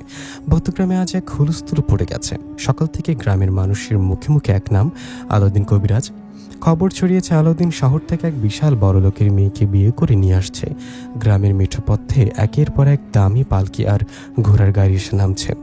যদিও গ্রামের মানুষ জানে না এই পালকিগুলো আসলে বাতাসে ভাসতে ভাসতে এসছে, আর ঘোড়াগুলো সব জিনেদের মায়া। আলাউদ্দিনের উঠানে তখন চাঁদের হাট বসেছে। সম্রাট জোবায়েত মানুষের রূপ ধরে বিশাল এক মেম সাহেবের বাবা সেজে এসেছেন। পরনে তার দামি আজকাল আর মাথায় সাহেবি টুপি। গ্রামের মানুষ তাকে দেখে ভয় আর শ্রদ্ধায় কুঁকড়ে যাচ্ছে। সবাই ভাবছে আলাউদ্দিন নিশ্চয়ই ঢাকা শহরের কোনো বড় কাজ করে, এমন প্রভাবশালী লোকের মন জয় করেছে। কিন্তু আসল চমকটা তখনও বাকি ছিল। যখন পালকি থেকে শাহজাদি কথা নামলো, তখন পুরো গ্রামের কোলাহল যেন এক নিমিষেই থমকে গেল। কথা যা রাজকীয় লোহেঙ্গাতে নেই। আলাউদ্দিনের পরামর্শে সে পরেছে এক কুচকুচে কালো পারওয়ালা শাড়ি, চোখে আধুনিক বড় চশমা আর মাথায় ঘোমটা থাকলেও তার ফর্সা গায়ের নুরানি আলো যেন চারপাশে আলোকিত করে দিচ্ছে। সারা গায়ে রাজকীয় হীরা আর সোনার অলংকার। তাকে দেখে গ্রামের বৃদ্ধা থেকে শুরু করে জোয়ান ছেলেরা পর্যন্ত হা করে তাকিয়ে রইল। তাদের মনে একটাই প্রশ্ন, মানুষ কি এত সুন্দর হতে পারে? আলাউদ্দিন হাসির মুখে গ্রামের মুরব্বীতে জানালো, চাচারা, ইনি শহরের মেম সাহেব। আমরা একে অপরকে পছন্দ করেছি। কাল আমাদের বিবাহ। আপনাদের সবার কালকের মধ্যে এইসব দাওয়াত রইল সবার। শুরু হলো গায়ে হলুদের আয়োজন। গ্রামের মহিলারা যখন হলুদ আর বাটা মেহেদি নিয়ে কথাকে ঘিরে বসলো, তখন শুরু হলো আসল রহস্য। গ্রামের অভিজ্ঞ মহিলারা অবাক হয়ে দেখল, এই মেয়ের গায়ের চামড়া যেন মাখনের চেয়েও নরম। হলুদের ছোঁয়া লাগার আগেই যেন তার ত্বক থেকে এত মিষ্টি সুগন্ধ বেরোচ্ছে। রহিমার মা ফিসফিস করে বলল, ওরে আল্লাহ, এই মেয়ের শরীর তো তিল পরিমাণ কোনো খুঁত নেই, হাতে তালু যেন গোলাপের পাপড়ি। এ কি সত্যি মানুষ না আসমানের কোনো পরী? কথা শুধু মুচকে হাসলো। সে জানতো তার মায়ের চাদরের গ্রামের মানুষের চোখ ধাঁধিয়ে গেছে, কিন্তু এই হাসির আড়ালে সে নিজেও খুব আতঙ্কিত ছিল। কারণ সে দেখেছে তার বাবার চোখের সেই বিষাক্ত চাহনি সম্রাট জোবায়ের ছদ্মবেশে থাকলেও তার ক্রোধ পুরোপুরি দমে যায়নি। উৎসবের মাঝখানে হঠাৎ করে কিছু অদ্ভুত ঘটনা ঘটতে শুরু করলো। রান্না বান্নার জন্য রাখা বড় বড় পাতিলগুলো হঠাৎ করেই মাঝ রাস্তায় একা একা নাচতে শুরু করলো। ভোজের অন্য বিশালাকার মাছগুলো পানির বালতি থেকে লাফ দিয়ে ডাঙায় উঠে মানুষের মতো শব্দ করে হাসতে লাগলো। গ্রামের এক চাংড়া ছেলে পালকির পেছনে উকি দিতে গিয়ে দেখলো পালকি বহনের লোকগুলোর পায়ের পাতা পেছনের দিকে ঘোরানো। সে চিৎকার করে পড়ে গিয়ে জ্ঞান হারালো। আলাউদ্দিন বুঝতে পারলো জিন সদস্যরা তাদের আসল রূপ বেশিক্ষণ ধরে রাখতে পারছে না। সে দ্রুত গিয়ে পরিস্থিতি সামাল দিয়ে এবং মন্ত্র পড়ে চারপাশটা আবার স্বাভাবিক করার চেষ্টা করলো। রাত যখন গভীর হলো, আলাউদ্দিন চুপি চুপি কথার কাছে গিয়ে দাঁড়ালো। কথা যখন তখন জানলা দিয়ে চাঁদের দিকে তাকিয়েছিল। আলাউদ্দিন বলল, কথা, তুমি কি ভয় পাচ্ছ? কাল আমাদের বিয়ে, অথচ আমার মনে হচ্ছে চারিদিকে এক অশান্ত ঝড় অপেক্ষা করছে। কথা মুচকে এসে বলল, আমার আব্বাজান সহজে হার মানার পাত্র নন আলাউদ্দিন। তিনি যেখানে আসতে রাজি হয়েছেন তার পিছনে নিশ্চয়ই কোনো ভয়ঙ্কর উদ্দেশ্য আছে। তুমি সতর্ক থেকো। কালকে রাতটা আমাদের জন্য যেমন মিলনের তেমনই হতে পারে চরম অগ্নি পরীক্ষার। আলাউদ্দিনের কথায় হাতটা শক্ত করে ধরল তার। সে জানি সে এক মায়ার রাজ্যে পা দিয়েছে, যেখান থেকে ফেরা একেবারে অসম্ভব। কিন্তু কালকে সেই পবিত্র রাতের অপেক্ষায় সে আজ তার সব বিদ্যা আর সাহসকে একত্র করতে লাগলো। বিয়ের সানাই বাজছে বৌদ্ধগ্রামে, তবে সে সানাই সুর যেন সাধারণ মানুষের তৈরি নয়, বাতাসের সাথে মিলে এক অলৌকিক শব্দ তৈরি করছে। শাহজাদি কথাকে সাজানোর জন্য গ্রামের মহিলারা যখন ঘরে ঢুকলো, তখন তাদের চোখ কপালে ওঠার দশা। তারা দেখলো ঘরের ভেতর শাহজাদি কথার পাশে ঠিক তার মতোই অপূর্ব সুন্দরী আরও 10 থেকে 15 জন মেয়ে বসে আছে। তাদের রূপ যেন চোখের পলকে বদলে যাচ্ছে। গ্রামের মহিলারা অবাক হয়ে তাকিয়ে থাকলো। কথার এক চাচাতো বোন খিলখিল করে হেসে বলল, ভয় পেও না গো আমার শাহজাদি বোন, তোমাদের ভাবিকে সাজাতে এসেছ। এসো ভেতরে এসো। নীলিমা নামের গ্রামের সে চটপটে মেয়ে একরাশ কৌতূহল নিয়ে কথার গয়নার বাক্সটার দিকে তাকালো, আর তাকাতেই তার নিঃশ্বাস বন্ধ হয়ে আসার উপক্রম হলো। সারা ঘর যেন স্বর্ণ আর হীরা জহরত তলোয়ারের মতো ঝিলিক দিচ্ছে। কথাকে যখন সাজানো হলো, তখন তার সারা শরীর স্বর্ণের ভারী গয়নায় ঢাকা। তার গায়ের সে অলৌকিক নূর আর স্বর্ণের দুত্তি মিলে পুরো ঘরটাকে যেন একটা সোনার খনি বানিয়ে ফেলেছে। গয়না দেখে নীলিমার মনে কুৎসিত এক লোভ দানা বাঁধল। সে ভাবল, এত গয়নার ভিড়ে একজোড়া সোনার বালা সরিয়ে নিলে এই ধনী মেম সাহেব টেরও পাবে না। যেভাবে সেই কাজ সাজানোর ফাঁকে ভিড়ে সুযোগ নিয়ে নীলিমা খুব সাবধানে একজোড়া কারুকাজ করা মায়াবী বালা নিজের আঁচলে লুকিয়ে ফেলল। তারপর কোনো মতে ঘর থেকে বেরিয়ে দৌড়ে নিজের বাড়িতে চলে গেল। বাড়িতে গিয়ে নীলিমা নিজের ঘরের দরজা লাগিয়ে দিল। উত্তেজনায় তার বুক কাঁপছে। সে মনের আনন্দে বালা দুটো নিজের হাতে পড়ল, কিন্তু পড়ার সাথে সাথেই তার চারপাশে বাতাস যেন বরফ হয়ে গেল। হঠাৎ বালা দুটোর ভেতর থেকে এক বিকট অমানসিক চিৎকারের আওয়াজ ভেসে এলো। নীলিমা দেখল তার হাতের সেই সোনার বালা দুটো যেন জীবন্ত মানুষের মতো কথা বলছে। বালা দুটো নিজে থেকে হাত থেকে খুলে গিয়ে শূন্যে ভাসতে লাগলো এবং নীলিমাকে আক্রমণ শুরু করলো। প্রতিটি আঘাত যেন চাবুকের মতো তার শরীরে বসছিল। বালা দুটোর ভেতর থেকে গম্ভীর কণ্ঠে কথা বলা শুরু হলো। তোর কথা বলে স্পর্ধা, এক সাধারণ মানবী হয়ে তুই আমাদের শাহজাদি, আমাদের রানীর অঙ্গে থাকা বালা চুরি করার সাহস করছিস? আজ তোর কলিজা আমার উপরে নিব। যন্ত্রণায় নীলিমা জ্ঞান শূন্য হয়ে দৌড়াতে শুরু করলো। সে পাগলের মতো চিৎকার করতে করতে সে সরাসরি আলাউদ্দিনের বিয়ের আসরের উঠানে আছাড় খেয়ে পড়ল। তার সারা শরীরে কালচে দাগ, জামা কাপড় ছিন্ন ভিন্ন। নীলিমা ভয়ে চিৎকার করে বলতে লাগলো, বাঁচাও, আমাকে বাঁচাও। আলাউদ্দিন ভাই, তুমি কাকে বিয়ে করছো? এই মেয়ে কোনো সাধারণ মানুষ না, ও কোনো রাক্ষস বা ডাইনি পরী। এ দেখো, ওর গয়না আমাকে জ্যান্ত কামড়ে ধরেছে। পুরো মজমা মুহূর্তের জন্য থেমে গেল। সম্রাট জোবায়ের দূর থেকে এক শয়তানি হাসি দিলেন। গ্রামের মানুষ ভয়ে কুঁকড়ে গেল। পরিস্থিতি নিয়ন্ত্রণের বাইরে চলে যাচ্ছে দেখে আলাউদ্দিন দ্রুত এগিয়ে গেল। সে বুঝতে পারল নীলিমার লোভই এই অনর্থ ঘটিয়েছে। আলাউদ্দিন দ্রুত তার হাতের এক ফোঁটা মন্ত্রপুত পানি বালা দুটোর উপর ছিটিয়ে দিতেই সেগুলো নিস্তেজ হয়ে মাটিতে পড়ে গেল। আলাউদ্দিন গম্ভীর গলায় সবার উদ্দেশ্যে বলল, চাচারা, আপনারা ভয় পাবেন না। নীলিমা আসলে বিয়ের এই যজ্ঞে ঝামেলার মাথায় চোট পেয়ে ভুলভাল বলছে। শহরের এই দামি গয়না এক বিশেষ ধরনের তড়িৎ বা ইলেকট্রিক ব্যবস্থা আছে চোর ধরার জন্য। সে বোধহয় সেটা জানতো না। পাগল হয়ে গেছে, ওকে ঘরে নিয়ে যাও। আলাউদ্দিনের বুদ্ধিতে পরিস্থিতি শান্ত হলো ঠিকই, কিন্তু মানুষের মনে সন্দেহের বীজ বনে গেল। তবে শেষে উপেক্ষা করে কাজী সাহেবকে ডাকা হলো। শাহজাদি কথা আর আলাউদ্দিনকে কবুল বলার মধ্যে দিয়ে সম্পন্ন হলো এক ঐতিহাসিক বিবাহ। কৈফাহের শাহজাদি আজ থেকে এক সাধারণ মানব কবিরাজের স্ত্রী। বিয়ের আনুষ্ঠানিকতা শেষ হলো। সম্রাট জোবায়েদ আর তার জিন সৈন্যরা বিদায় নিলেন, কিন্তু যাওয়ার আগে সম্রাট আলাউদ্দিনের কানে ফিসফিস করে বলে গেলেন, শুভ বাসর কবিরাজ, তবে মনে রাখিস আগুনের সাথে বসবাস করা সহজ নয়। রাত যখন গভীর হয়ে গেল, আলাউদ্দিন পা রাখল তার ফুলে সাজানো বাসর ঘরে। খাটের কোণে বসে আছে তার প্রাণের প্রিয় কথা, যার ঘুমটার নিচে আজ শুধু এক পরী নয়, এক কবিরাজের স্ত্রী অপেক্ষা করছে। কিন্তু বাসর ঘরে জানলা দিয়ে বাইরে সেই বাঁশঝাড়ের দিকে তাকাতে আলাউদ্দিনের রক্তহীন হয়ে গেল। সে দেখল হাজার হাজার ছায়া যেন বাড়িটাকে ঘিরে রেখেছে। বাসর ঘরটা আজ বেলি আর রজনীগন্ধার সুবাসে মোমো করছে। ধবধবে সাদা বিছানায় লাল শাড়ি পরে ঘোমটা টেনে বসে আছে শাহজাদি কথা। আলাউদ্দিন ঘরে ঢুকে দরজাটা আটকে দিল। তার বুকটা আজ ধুকপুক করছে। সে কি আজ সত্যি এক পরীর স্বামী, যে পরীকে দেখার জন্য সে রাত দিন অস্থির থাকত? সে আজ তার একবারে নাগালের মধ্যে। আলাউদ্দিন ধীর পায়ে বিছানার কাছে গিয়ে বসলো। কাপা কাপা হাতে কথার ঘোমটাটা একটু তুলতেই দেখলো কথার লজ্জায় মুখ নিচু করে আছে। তার কপালে থাকা হীরের চিপটা হারিকেনের আলোয় আগুনের মতো জ্বলছে। আলাউদ্দিন যখনই কথাকে কিছু বলতে যাবে, ঠিক তখনই হঠাৎ ঘরের ভেতরকার সব আলো নিভে গেল। জানলাগুলো সজোরে আছাড় খেতে লাগলো। বাতাসে হারিম করা এক পচা গন্ধ ভেসে এলো। খিলখিল করে এক অট্টহাসি বাসর ঘরের চার দেয়ালে কাঁপিয়ে দিল। আলাউদ্দিন চমকে উঠে দেখলো ঘরের এক কোণে এক বিভৎস ছায়া দাঁড়িয়ে আছে। আর কেউ নয়, সে নরখাদক পিশাচের বোন মোহিনী। সে মরেনি, তার প্রতিহিংসা তাকে আবার ফিরিয়ে এনেছে। মোহিনী গর্জে উঠল, আলাউদ্দিন, ভেবেছিল বাসর রাতে পরীর সাথে আনন্দ করবি। আজ তোকে আর তোর এই পরিবউকে আমি জ্যান্ত কবর দেব। আমার ভাইয়ের প্রতিশোধ আজ আমি নিয়েই ছাড়ব। মোহিনী তার লম্বা কালচে হাত বাড়িয়ে আলাউদ্দিনের গলা চেপে ধরতে চাইল, কিন্তু শাহজাদি কথা মুহূর্তের মধ্যে বিছানা থেকে উঠে দাঁড়ালো। তার চোখে আজ আর লজ্জা নেই, আচ্ছা এক ভয়ঙ্কর রানীর তেজ। কথা তার হাত নাড়তেই শূন্য থেকে এক মায়াবী তলোয়ার তার হাতে চলে এলো। কথা চিৎকার করে বলল, মোহিনী, তুই আমাদের পবিত্র বাসর অপবিত্র করতে এসেছিস। আজ তোর আত্মা পর্যন্ত আমি জ্বালিয়ে দেব। পুরো ঘরে শুরু হলো এক ভয়ানক যুদ্ধ। মোহিনী কালো ধোয়ার মতো এদিক ওদিক ছুটছে আর কথা তার তলোয়ার দিয়ে আলোর ঝিলিক তুলছে। ঘরে আসবাবপত্র ভাঙছে না ঠিকই, কিন্তু অলৌকিক শক্তির আঘাতে দেয়ালগুলো যেন কাঁপছিল। শেষমেশ কথা তার মন্ত্রপুত হাতের ছোঁয়ায় মোহিনীকে এক কোণে কোণঠাসা করে ফেলল এবং এক প্রচণ্ড মন্ত্র উচ্চারণ করলো। মোহিনী এক বিকট আর্তনাদ করে ধোয়ার মতো মিলে গেল। তবে যাওয়ার আগে বলে গেল, আমি আবার আসবো আলাউদ্দিন, তোদের সুখ আমি ছাই করে দেব।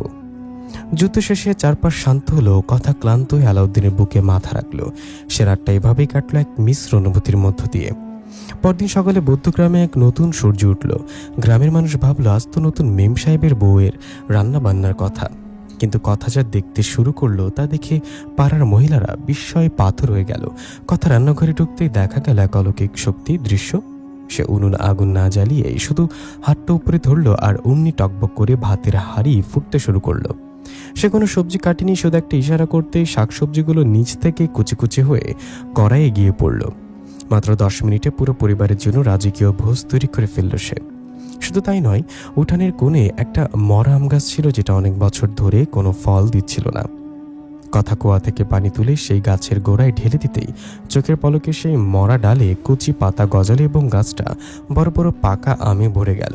গ্রামের লোকজন উঠানে ভিড় করে এই দৃশ্য দেখে বলতে লাগলো, আলাউদ্দিনের বউ তো কোনো মেম সাহেব না, এ তো নিশ্চয়ই কোনো মায়াবিনী। আলাউদ্দিনের মা তো অবাক। তিনি বললেন, বৌমা, তুমি এত তাড়াতাড়ি সব কাজ কিভাবে করলে? কথা শুধু মিষ্টি হেসে বলল, মা, আমাদের শহরের সব কাজ এমনই দ্রুত হয়। আলাউদ্দিন দূর থেকে দাঁড়িয়ে হাসছিল। সে জানে তার স্ত্রী সাধারণ কেউ নয়, কিন্তু মোহিনীর সেই শেষ হুমকিটা তার মাথায় বারবার ঘুরছে। বিপদ কি তবে সত্যি কেটে গেছে, নাকি এটা ঝড়ের আগের নীরবতা? বৌদ্ধগ্রামে গত কয়েকদিন ধরে এক অদ্ভুত নিস্তব্ধতা বিরাজ করছে। কথা জাদুকরি হাতের ছোঁয়ায় মরা গাছের ফল ধরা আর নিমিষে রান্নাবান্নার কাণ্ড দেখে মানুষের মনে যে ভক্তি জন্মেছিল, মোহিনী সেটাকে সন্দেহ রূপ দিতে শুরু করলো। মোহিনী জানতো সরাসরি শাহজাদির কথার সাথে শক্তি সে পারবে না, তাই সে ধরল এক দ্রুত চাল।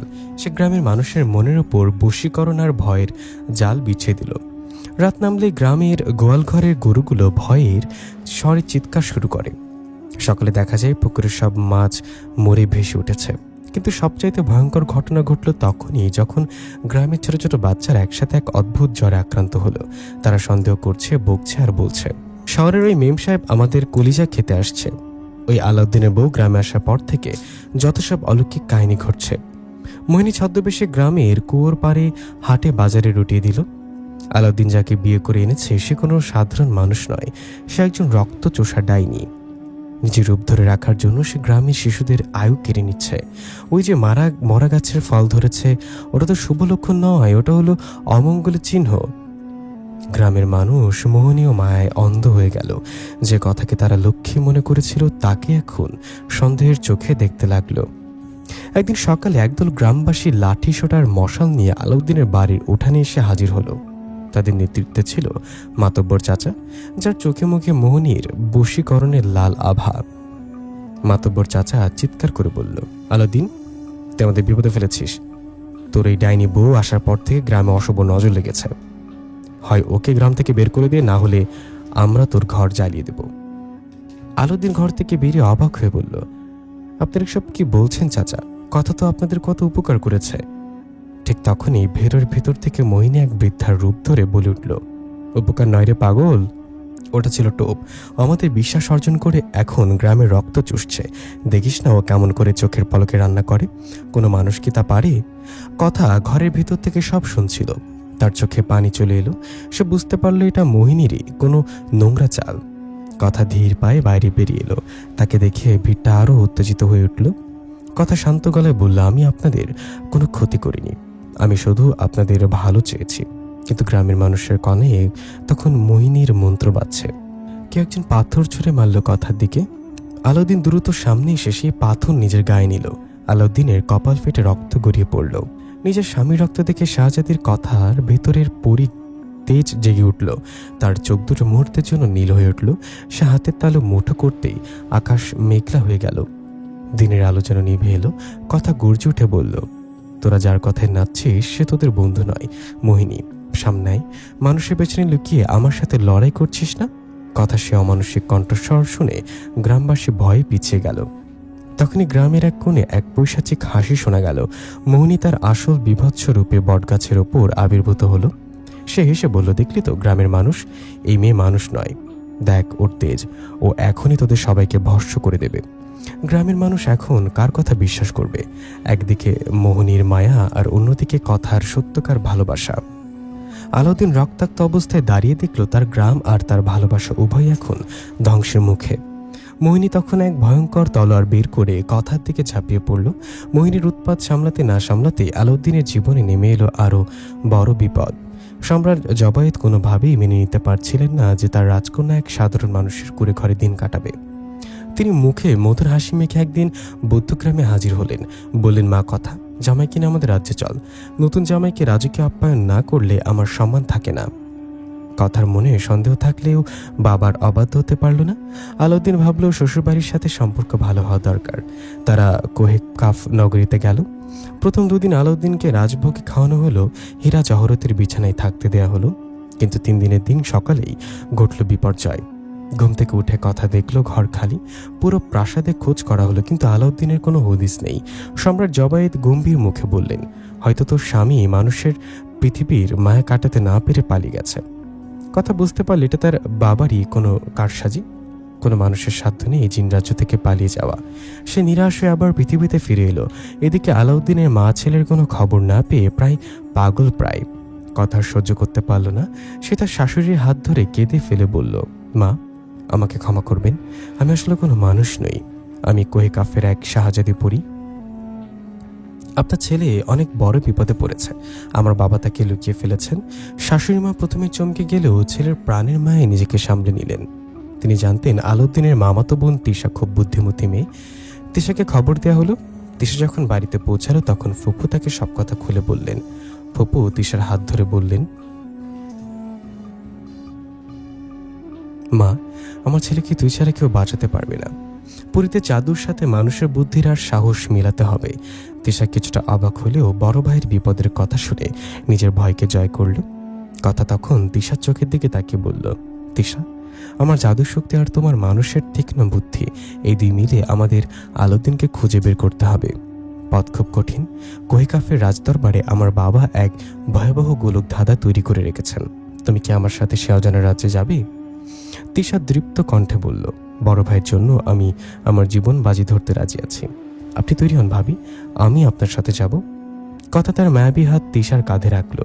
এক নিমিষে সারা ঘর নীল আলোয় ভরে গেল। বৌদ্ধগ্রামের সেই সাধারণ উঠান থেকে তারা দুজনে বাতাসের উপর ভর দিয়ে অদৃশ্য হয়ে গেল।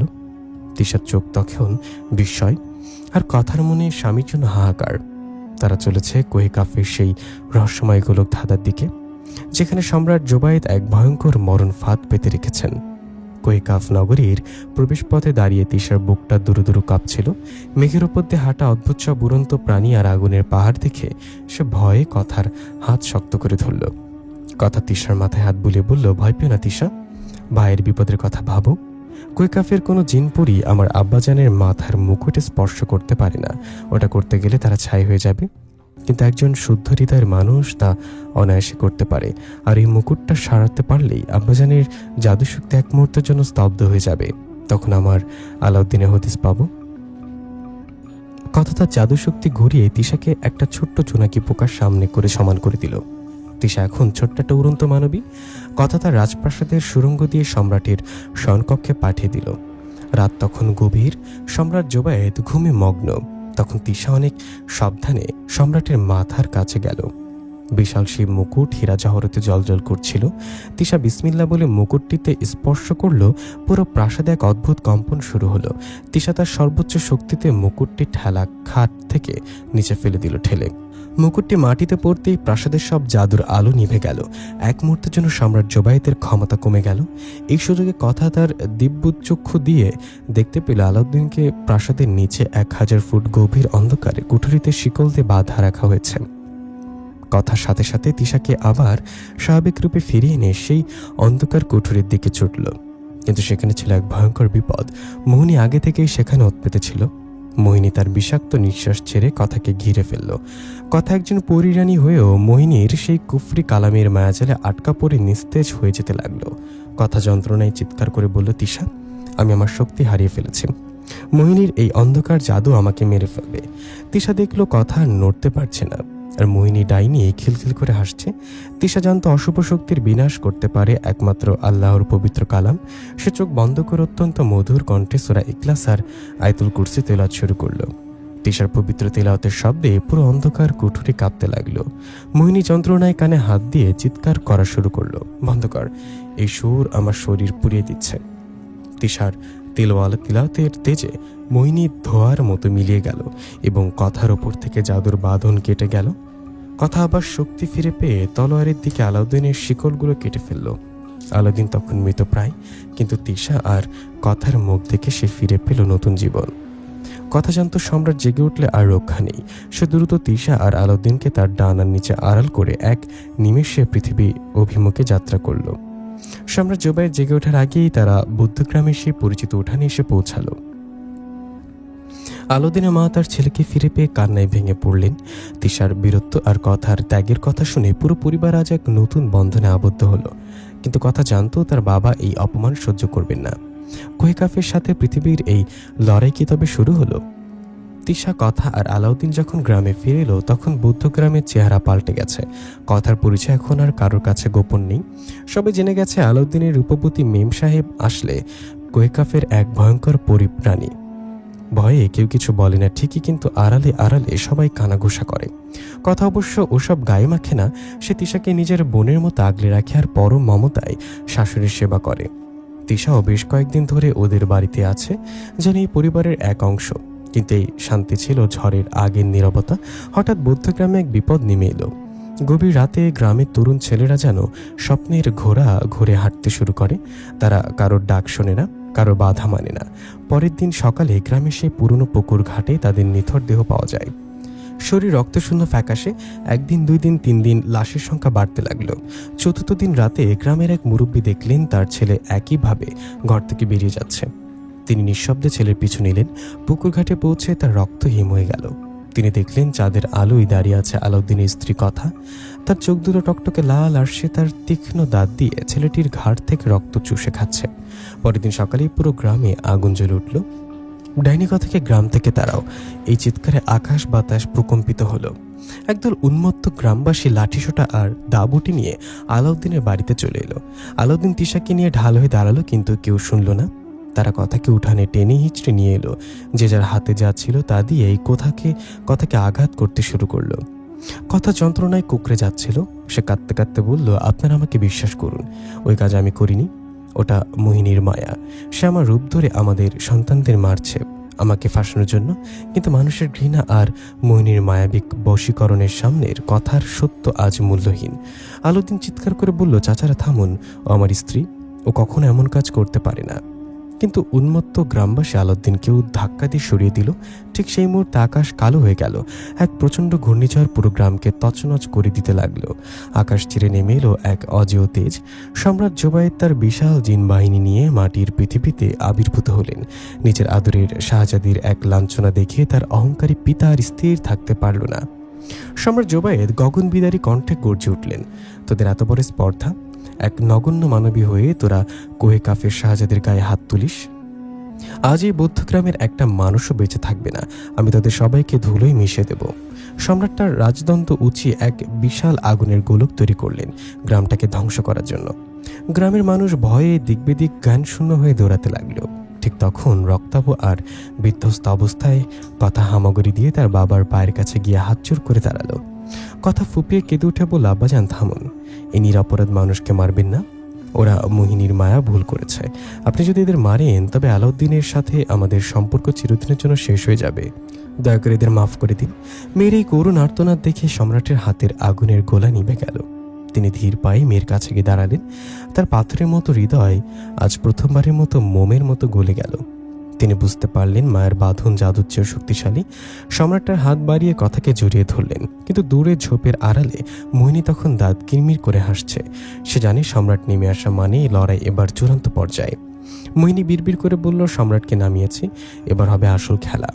সম্রাট জোবায়েদ যখন তার মেয়ে কথাকে জড়িয়ে ধরলেন তখন পুরো বৌদ্ধগ্রাম এক অলৌকিক নিস্তব্ধতায় ডুবে গেল। গ্রামের মানুষ থরথর করে কাঁপছিল, কিন্তু কথার মহানুভবতা দেখে তাদের মনের উপর থেকে মোহিনীর সেই কুটিল মায়াজাল ছিঁড়ে পড়ল। তারা বুঝতে পারল যে মেয়ের নিজের জীবন বাজি রেখে তাদের বাঁচানোর জন্য পিতার পায়ে লুটিয়ে পড়েছে। সে কোনো ডাইনি হতে পারে না। ঠিক সেই মুহূর্তে আকাশের রং পাল্টে খয়েরি হয়ে গেল। মোহিনী বুঝতে পারল তার শেষ সময় ঘনিয়ে আসছে। সে তার সমস্ত পৈশাচিক শক্তি একত্র করে এক বিশাল কালো ধোঁয়ার রূপ নিল। মোহিনীর অট্টহাসিতে আকাশ বাতাস প্রকম্পিত হতে লাগলো। জোবায়েদ, তুই তো সিংহাসন ছেড়ে মাটিতে নেমেছিস। আজ তোদের সবার রক্ত দিয়ে আমি আমার ভাইয়ের প্রতিশোধ নেব।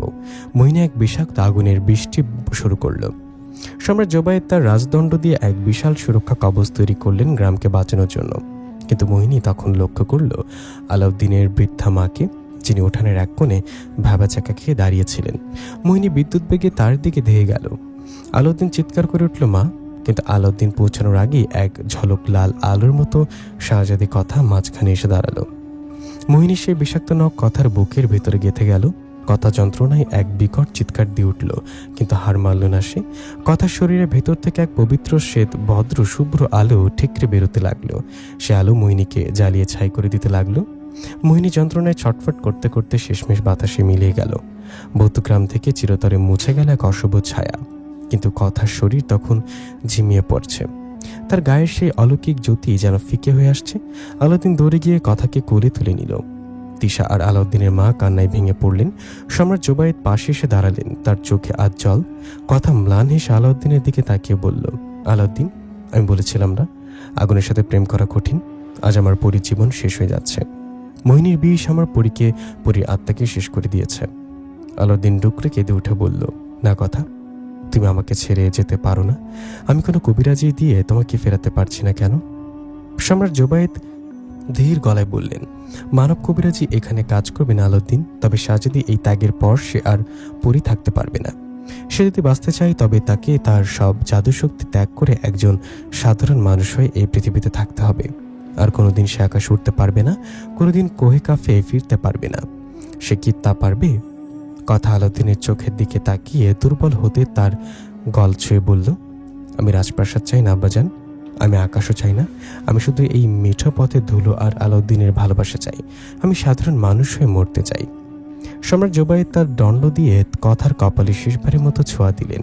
এক তীব্র আলোর ঝলকানির পর কথা গভীর ঘুমে আচ্ছন্ন হয়ে গেল। যখন সে চোখ খুলল তখন তার মাথায় সেই হীরার মুকুট নেই, গায়ের সে অতি প্রকৃত আলোটা নেই। সে এখন এক রক্ত মাংসের সাধারণ মানবী।